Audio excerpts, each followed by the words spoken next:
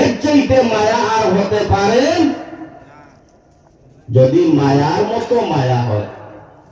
হযরত ইমাম হুসাইন কান্না নবী রাহমাতুল লিল আলামিন দেখেন, হে আমার নানা,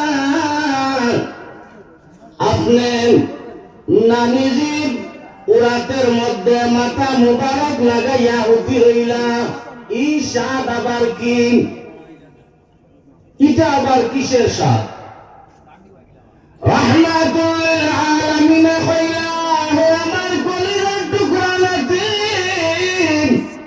হে ইমাম হুসাইন, আমি তোমার নানির উরাতের মধ্যে মাথা মুবারক লাগাইয়া ঘুমাইছি না, আমি স্বয়ং জান্নাতের কৌটার ভিতরে ঘুমাইছি। হোক সুবহানাল্লাহ। কইলা, ও নাতি, তুমি দেখরা তোমার নানির উরাতে মাথা মুবারক লাগাইয়া ঘুমাইছি না, আমি বেহেশতের ভিতরে ঘুমাইছি। ইমাম হুসাইনে কয়, তাহলে আমার নানি কি জান্নাতি মানুষ? বলে, হ্যাঁ। হোক সুবহানাল্লাহ। ইমাম হুসাইনে কইলা, হে বাবা আলী, ও চাচা উমর, ওইভাবে নারী যদি হয় তাহলে আমি বিবাহ করব। হোক সুবহানাল্লাহ।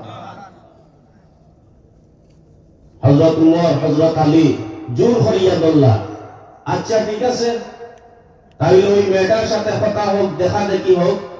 তাই কইলা, কথা যদি হয়, দেখা দেখি যদি হয়, আমার 3টা শর্ত আছে। কয়টা? 3টা। যাক, কথা ফায়সালা করা হইল, ফাইনাল করা হয়ে গেল, দিন ধার্য করা হইল, সময় ধার্য করা হইল। হযরত উমর ওই মেয়েটারে, 18 বছরের মেয়েটারে নিয়া হযরত আলী রাদিয়াল্লাহু তাআলা আনহুর বাড়ির মধ্যে আইয়া হাজির। এইভাবে 3টা চেয়ার বসানো হইছে।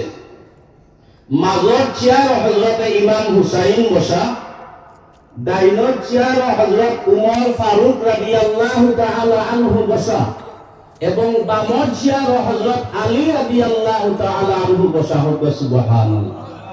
মধ্যখানে একটা কাপড়ের পর্দা, এই পর্দার ভিতরে ওই 18 বছরের যুবতী একটা চেয়ারের মধ্যে বসা।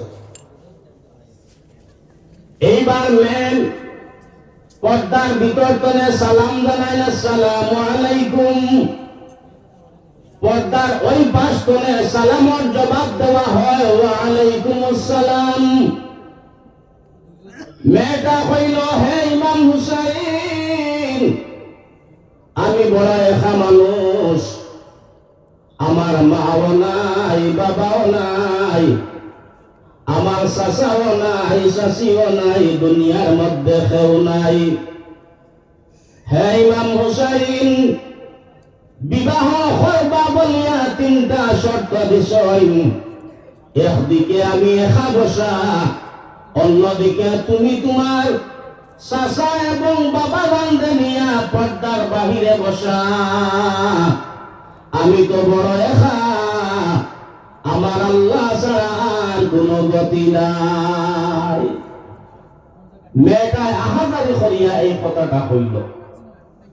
হযরত ইমাম হুসাইনে কয়, হে আল্লাহর বান্দি, যদিও আমার ডানে আমার চাচা হযরত উমর বসা আমার পক্ষে, আমার বামে আমার পিতা হযরত আলী রাদিয়াল্লাহু তাআলা আনহু বসা, যদিও আমার পাশে বসা, এরা আমারে সমর্থন করিয়া বইছেন না, আমারে দেখাইরা আমার সামনে বসা, কিন্তু ভিতরে ভিতরে তোমার পক্ষের মানুষেরা। হোক সুবহানাল্লাহ।